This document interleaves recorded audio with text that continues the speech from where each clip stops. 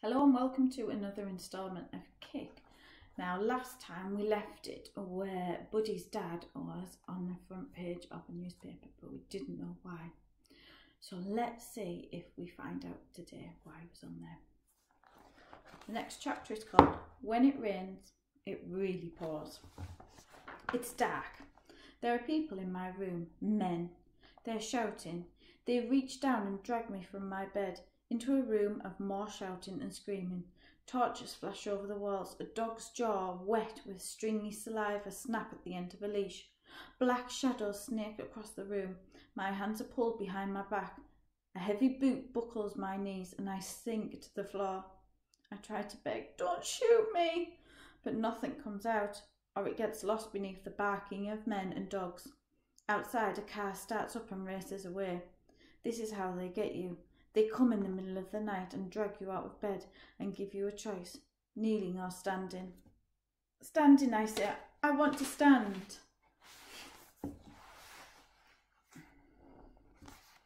"Shut that Karunga jar boy up," a voice growls, and a gloved hand smacks me across the face. I don't say anything after that. I just let my head slump forward and try to block out the sound of crying. I know it's Mum, even in the darkness, because Grandma never cries. "You can shut her up as well," the voice says, and for a moment I feel as though I've heard the voice somewhere before. Then I hear the sound of a gloved hand striking my mother's face. I try to get up, but a strong arm pulls me back. "Are they all restrained?" "Yes, sir." "Where are the lights?" "Generator must have died, sir." "Well, get the emergency lighting out the van then. You can't rely on anything in this district, and get that dog to shut up or we'll have the whole neighbourhood here in a minute." The dog is muzzled, and for a moment the only sound is a quiet sobbing. Then something is dragged through the doorway and a blinding light fills the room. I try to raise my hand to my eyes, but something digs into my wrists and stops it. Slowly my eyes adjust to the brightness. Half a dozen men stand round the room, but my eyes are drawn to the one in the centre. The Chief Inspector stands with his hands on his hips. His uniform stretches across his stomach, looking from me to Mum to Grandma. Mum is on her knees on the opposite side of the room, next to the table. Grandma sits in her armchair and hands cable tied in her lap, and she stares coolly at the Chief Inspector. "Where's Dad?" I ask, and the policeman next to me raises his hand in anticipation of the order. But the Chief Inspector waves it away. "Your father has been taken into custody for questioning." "But why?" I ask. This time the Chief Inspector nods. The policeman strikes me with the back of his hand and my cheek stings from the blow. "It's okay, Buddy," Mum says. "Everything will be all right." The Chief Inspector smirks. "We'll see about that." Someone appears in the darkness just beyond the door, and the rest of the policemen stand to attention. The Chief Inspector takes a seat, propping his feet on the table and making it squeak. "Come in, brother," he says, still smirking. "Don't be shy." The dragon steps through the doorway, his gold chains and bejewelled hands glinting in the harsh light. As he passes the police dog, he stops to pat it on the head. "You can untie them," he says, not looking up, and immediately the policemen busy themselves with the cable ties around our wrists. I get up and rush over to hug Mum and Grandma, anger and relief flooding through me. "Two of you wait in the van," the Chief Inspector says to the policeman. "The rest of you can go." The policemen file out, and the dragon sits on the opposite side of the table to his brother. Nobody speaks while the dragon takes a packet of swear from his pocket and starts chewing. The Chief Inspector picks at something under his nails. My stomach squirms at the thought of them mentioning the stolen football boots in front of my family. Finally, Grandma breaks the silence. "What are you going to do?" she asks. "What do you mean by coming here and taking my son away?" The two brothers look at each other, and the dragon makes a gesture with his hand for the Chief Inspector to answer. "As I'm sure you are aware," he says, still fiddling with his fingernail, "you have two sons." I expect Grandma's expression to change, the way it does whenever I accidentally mention my uncle. but she continues to stare at the brothers. And I am sure you're equally aware, the Chief Inspector continues, that one of your sons recently escaped from his cell on the Nusa Kambangan. Suddenly the picture in the paper makes sense, and the knife inside twists at the thought I ever suspected Dad of doing something bad. Grandma narrows her eyes at the Chief Inspector.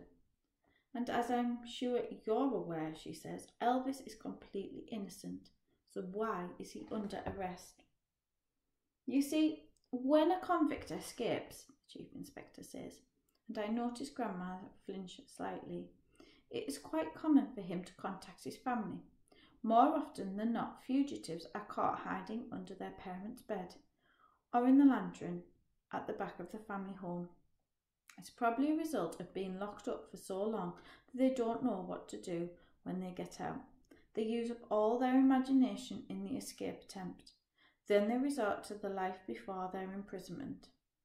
I haven't heard from Aaron at all, Grandma says, and for a moment I get confused. Then I realise that my uncle must be called Aaron. I can't believe I didn't work it out sooner. Elvis Aaron Presley. That's what we're investigating, the Chief Inspector says with a smile, and I'm sure we can rely on your cooperation. What do you want us to do? Asks Mum. Here's how it's going to work, the dragon says, sitting forward and spitting a stream of red saliva onto the floor. At some point, Aaron is going to contact you. He doesn't have a choice. He has no one else. And unless you want Elvis to take his place on Nusa Kambangan, I suggest you let us know as soon as Aaron gets in touch. Grandma laughs, but it's short and bitter. You can't expect a mother to sacrifice one son to save another. You don't have a choice, the dragon says. With Elvis in jail, it won't be long before you can't make your rent payments, and then you'll be fending for yourselves in the slums. Grandma looks down at her hands, folding one over the other. And why is it so important that I turn my son over? Well, the Chief Inspector says, recapturing a dangerous criminal. He's not dangerous, Grandma says, her voice raising. He might be a criminal, but he's not dangerous. I'll bear that in mind, the Chief Inspector says, smirking. As I was saying, recapturing a notorious criminal would go a long way furthering my career. With a scalp like that on my record, it would be long before I was looking at an office in the rich distance. So you can extort politicians and bankers? Mum asks, glaring at the dragon.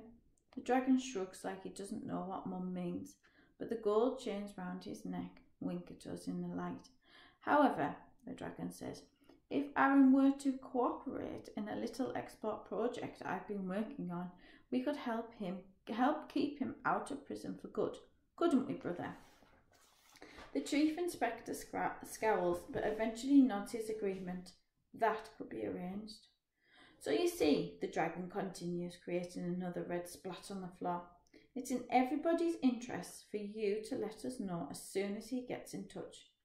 No one replies. The dragon and the Chief Inspector exchange a glance and stand up. You know where to find me, the dragon says, pausing on his way out to pat my cheek. The Chief Inspector calls two of the policemen in to remove the light, and after it's been loaded up and driven away, we're finally left alone. Dawn is breaking outside, and a ghostly half-light creeps into the room.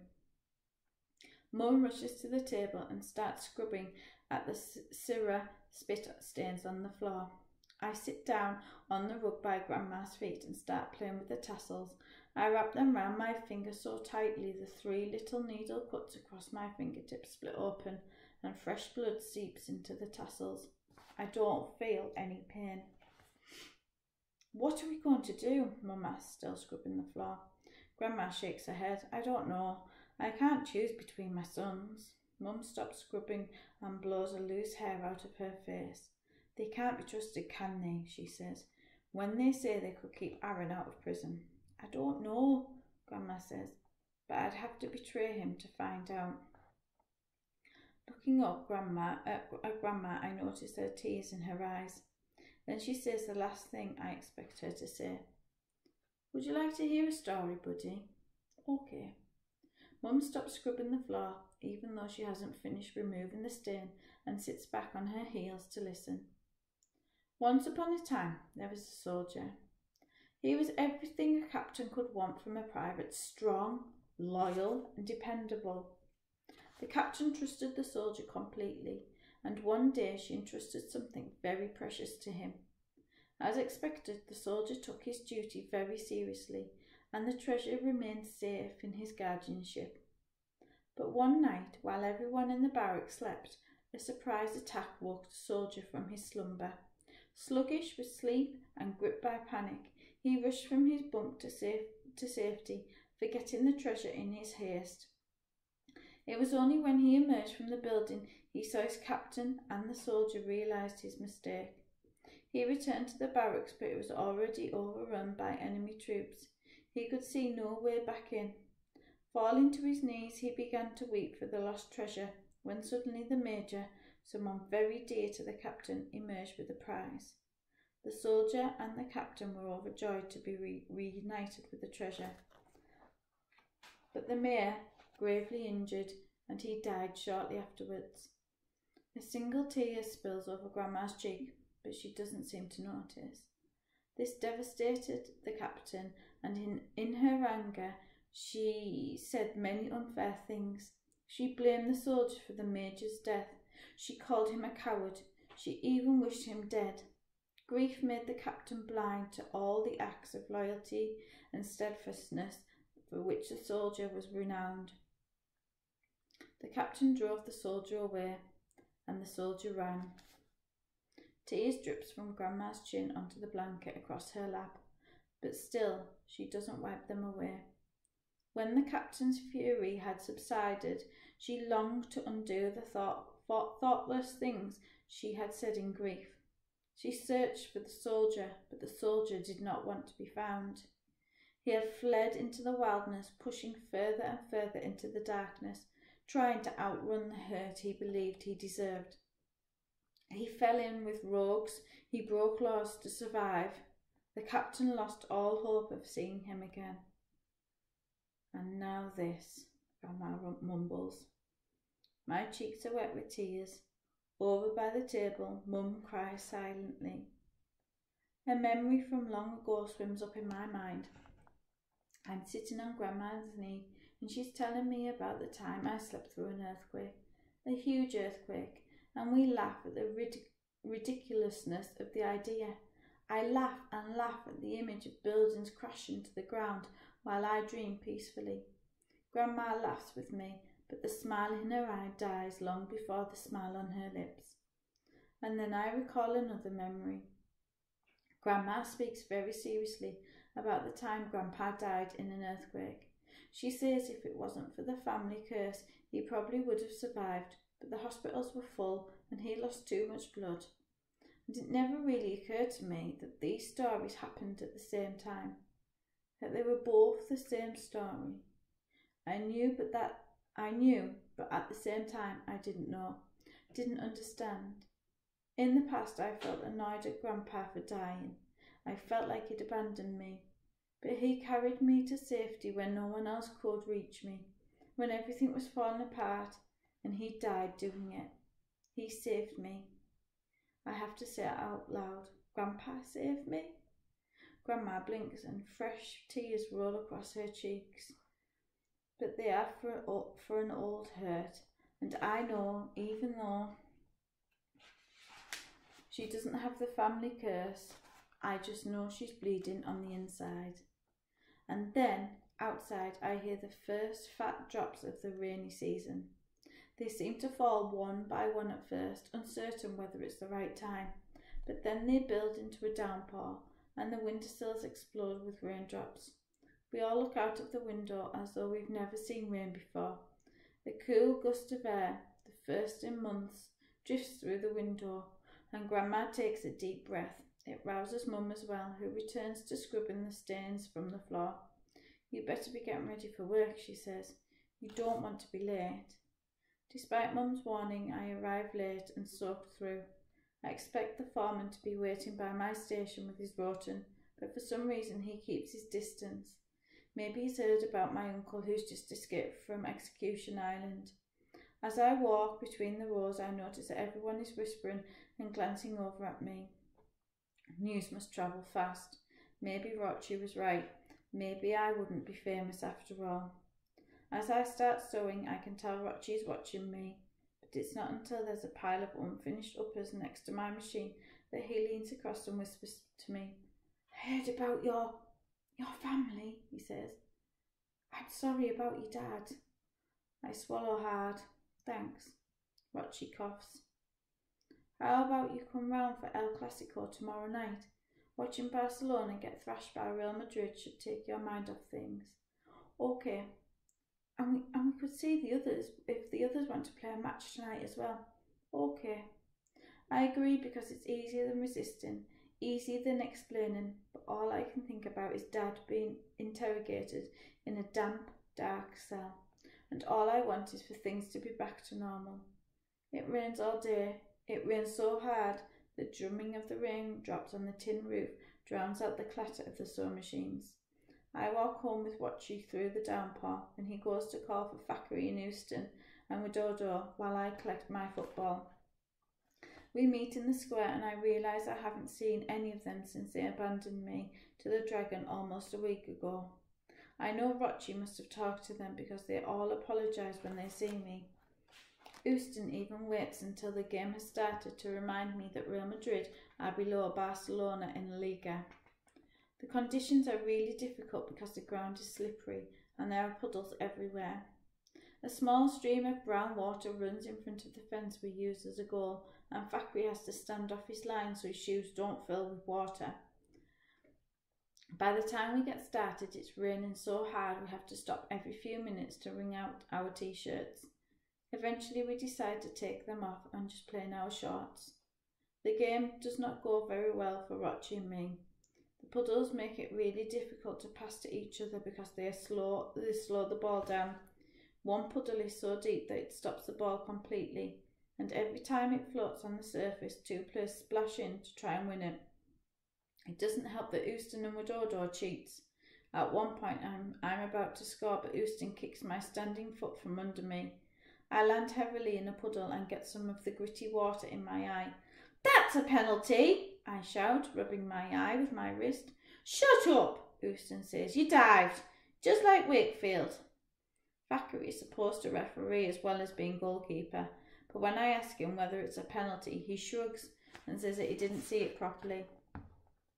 My eye is burning, and whenever I rub it, the pain gets worse. Are you crying? Widodo asks. No, I say, even though I can feel hot tears welling up and mixing with the rainwater on my cheek. I've just got something in my eye. Ha, Euston says. Don't get upset, buddy. Real Madrid haven't lost the title to Barcelona just yet. Shut up, Rochi says. You won't be so smug when you get knocked out of the Copa del Rey. Euston pushes Rochi, and for a moment it looks as though a fight is about to break out. Thackeray makes a move to separate them, and while he's off his line, Widodo blasts the ball against the fence. 1-0, he shouts, looking up and pointing to the dark clouds overhead. Euston turns away from Rochi and puts an arm around Widodo's neck in celebration. That doesn't count, I say. Thackeray, you have to tell them that doesn't count. We weren't even playing. Thackeray shrugs again and goes to collect the ball. What's the matter, Euston asks. Afraid you can't come back from a goal down? Whatever, Rochi says. Come on, let's play. My eye is still itchy and sore, but we managed to get a goal back almost immediately. Rochi makes a run between Euston and Widodo, and I chip it over their heads. Thackeray comes out to catch it, but Rochi beats him to it and heads the ball into the goal. We don't even bother celebrating.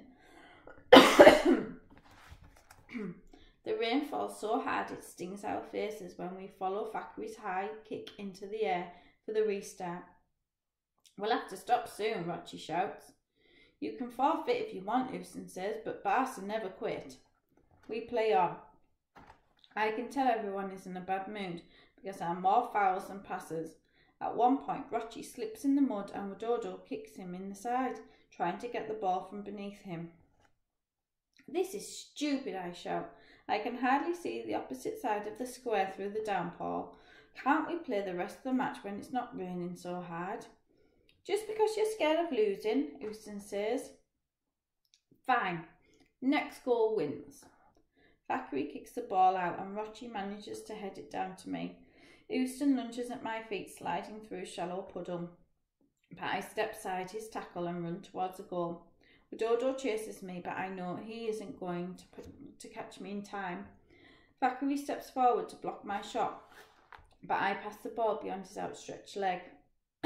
As I run off to celebrate, my hands in the shape of a heart, I look back at the goal. My heart sinks as I watch the ball stop dead in the stream that runs in front of the fence. It's like watching a horrible slow motion replay as Widodo hurdles over Thackeray and slams the ball into the goal. Houston picks himself up off the floor and runs over to Widodo. He jumps on his back and cheers, shaking his fist in my direction. "You're both cheats!" I shout. "I can't hear you," Houston says, holding his hand to his ear as Widodo carries him around. "I'm going home," Rocci says, picking up his Manchester United shirt and wringing it out.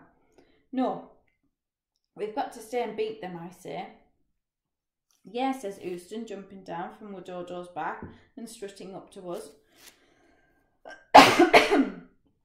"Surely you don't have to go home yet. It's still early. Your sisters won't even be at work." Rocci's hands curl into a fist. "Don't talk about my family," he says through gritted teeth, his face set against the driving rain. Houston looks at me and smiles. "Come on, Rocci. We all know what they really do. It's nothing to be ashamed of. Everyone's got to make a living, even if it is as a..." "One more word and you'll regret it," Rocci shouts. He looks like he's about to erupt. Widodo puts a hand on Houston's shoulder as if to pull him away. But Houston doesn't move. He just smirks at me again. When he speaks, he savours each word like it's coated in sugar. Even if it is as a couple of... Rocci punch beats the word to his lips. And it isn't a kind of punch you sometimes see in a match between Real Madrid and Barcelona. Houston doesn't grab his face and flop around the floor like a fish out of water. Rocci punches him like a boxer, and Houston falls like a tree. We don't all clam around Rocci, shoving and swearing and slapping at the air. There is no referee blowing his whistle and waving a red carpet above his head. We stand like statues, staring at the motionless body between us.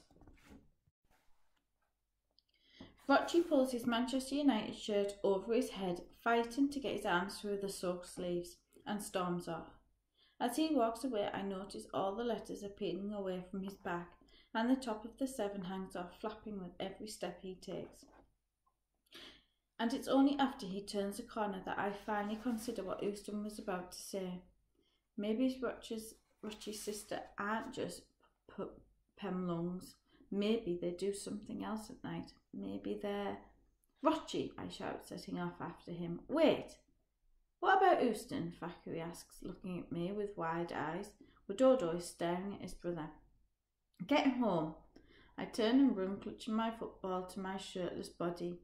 The rain falls so hard it stings my shoulders, but I run through alley after alley until I catch up with Rocci.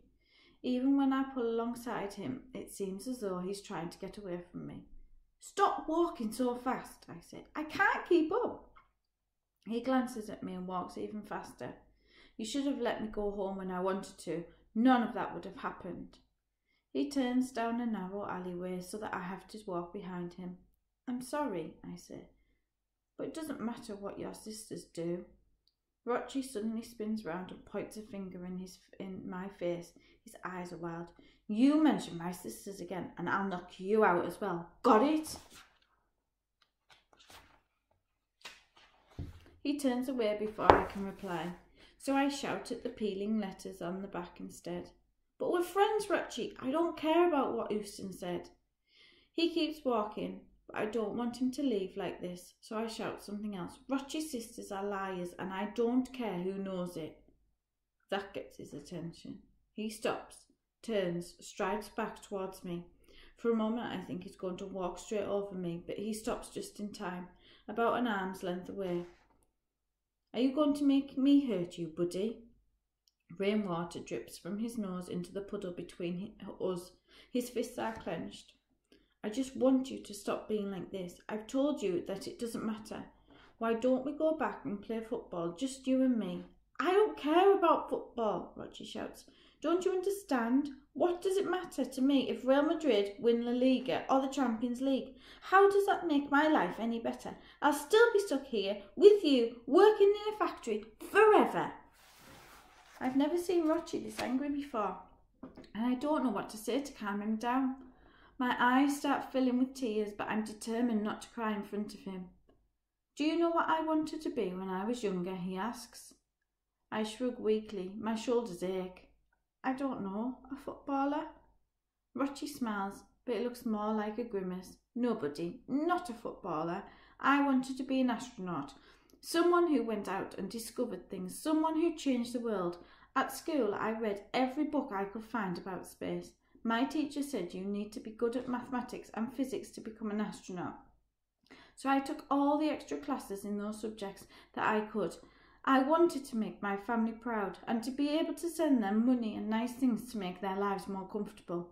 But then my dad died, and I had to come to work at the factory, and I knew none of it would ever happen. Rochi's face twists into another painful-looking smile, and he glances up at the narrow strip of sky above the alley. Do you know what's funny? I shake my head. I can't think of anything that's funny. I still want to be an astronaut. Only now, I'm not bothered about adventures or money or fame or even providing my family with a better life. Now I want to be an astronaut so I can get as far away from this place, from you, from everyone else in it as possible. Rochi leans in and lowers his voice almost to a whisper. His hand is on the knife inside me. I'm going to say this slowly so you can understand it. I don't care about football. He straightens up and turns away. It's like I'm too full with all the bleeding inside, and the hot blood fills my eyes and spills over my cheeks. You're lying, I shout, but Rochi keeps walking. You must care about football. You have to. And suddenly I'm angry. Angry that Rochi's walking away from me. Angry that he doesn't care. Angry that I'm crying. My whole body tingles with rage. I clench my hands into a fist and run after Rochi. I'm so angry that I don't know what I'm going to do when I catch up with him, so I just shove him in the back as hard as I can. He takes a couple of steps to steady himself and reels around. I close my eyes and throw myself at him, swinging my arms in a flurry of punches. I open my eyes just before I hit the ground. Stones scratch against my bare chest. I can feel Rochi standing over me. As I try to get up, he kneels on my back, pinning me among the litter of the alleyway. I try to lift my head, but Rochi pushes it into the gritty puddle. I remember too late how much bigger Rochi is. The air is being pressed from my lungs, and it feels as though my ribcage is about to collapse. What's wrong with you? He shouts, punching me in the side. What don't you understand? I don't care about any of it, and neither should you. Do you really think that make Kieran Wakefield's boots, or that one day you'll visit the Burnaby? Wake up, buddy! He punches me in the side again. I'm bleeding. I know, I'm bleeding. Do you really think we'll ever get out of this place? We're never getting out of this place. Never! He punches me again. Bleeding. Can taste it. Can't breathe. You'll never become a professional footballer, just like I'll never become an astronaut. It's time to grow up, buddy. This is all there is. This is your life. Rochi punches me in the side one last time and gets off my back. I don't move. I just lie in the dirt. The grit sticks to my chest, my cheek. I can taste it on my tongue. Rochi stands over me, panting. He takes half a step towards me, and I brace myself, but he doesn't kick me. He just steps back, turns around, and walks away. I lie completely still, breathing in the salty, earthy smell of the wet ground. My ribcage hurts. When I get to my feet, my body feels heavy and numb, like I've slept for a long time in an awkward position. I dust myself down and rub my side. I'm not crying anymore. I pick up my shirt and football and shuffle home, dragging my feet. Kieran Wakefield could earn my yearly wage in the time it takes for me to get home. When I walk through the door, Mum almost drops a cup of water she's holding up to Grandma's lip. Grandma must have had another coughing fit because her eyes are red and watery, and she scowls at the cup in front of her. She doesn't seem to notice that I'm here. "Buddy," Mum says, her wise-eyed. "What have you been doing?" I look down at my aching, shirtless body. There is a big, muddy stripe along my side. Rainwater drips from my fringe onto the floor. My shirt feels cold and heavy in my hand. "You're absolutely filthy," Mum says, setting the cup down on the table and coming over to me. "You've been out playing football, haven't you? What were you thinking? Have you cut yourself anywhere? Your clothes are soaked. And look at your boots. We can't afford to buy you a new pair if those get ruined." My feet feel soggy and sandy inside my shoes. As I roll my foot to the side, I notice that the upper is coming away from the sole. "You know how tight money is at the moment, Buddy, and the last thing we need is to be buying clothes to replace the ones you've ruined. You can't play football forever. You know, you'll have to grow up one day." "What about professional footballers?" I asked, tears coming to my eyes. "They play football all the time. When I'm a professional footballer, I'll get a new pair of football boots every week." "Stop being childish, Buddy, and don't talk back to me like that." "That's enough, Grandma," says. "Bickering won't solve anything." Mum takes a deep breath and sighs. Let's get you dry and into some clean clothes," she says. "Who knows how we'll pay for the medicine if you catch a fever. You'll be on rice porridge and water until you get better." I get changed out in my damp clothes. My side starts to really hurt, but I know nothing's broken because I never break anything. I just bleed on the inside and no one sees. There isn't anything for dinner because it's Friday, so I lie on my mattress instead. I unroll my posters, but no matter how long I look at it, I can't see anything new. I must have memorised every blade of grass and every colourful smudge in the crowd. My finger moves in continuous pattern, tracing the lines of Wakefield's autograph over and over again, and I know, without even thinking about it, that I will have to sell my poster to keep my family out of the slums. I think of what I'd give just to be one of those smudges.